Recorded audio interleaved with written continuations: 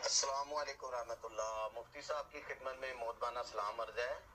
مفتی صاحب ایک مسئلے پر رہنمائی فرما دیجئے کہ روزہ دار کو اگر قے آ جائے تو روزہ باقی رہے گا یا نہ رہے گا، رہنمائی فرما دیجئے، جزاکم اللہ وخیرہ۔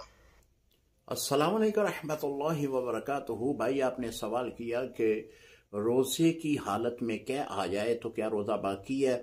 جی، اگر خود بخود قے آئی ہے، خواہ وہ کتنی بھی کیوں نہ ہو، یعنی منہ بھر کے کی کیوں نہ آئی ہو، تو اس سے روزہ نہیں ٹوٹتا۔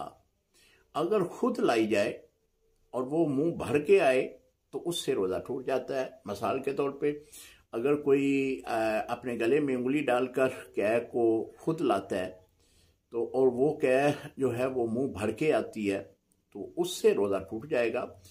جو خود بخود آتی ہے، جو انسان کے کنٹرول میں نہیں ہے، خود بخود قے آ گئی، وہ منہ بھر کے بھی آئے یا تھوڑی تھوڑی آئے اور اس کو اکاؤنٹ کریں تو وہ منہ بھر جتنی مقدار ہو تو تب بھی اس سے روزہ نہیں ٹوٹتا۔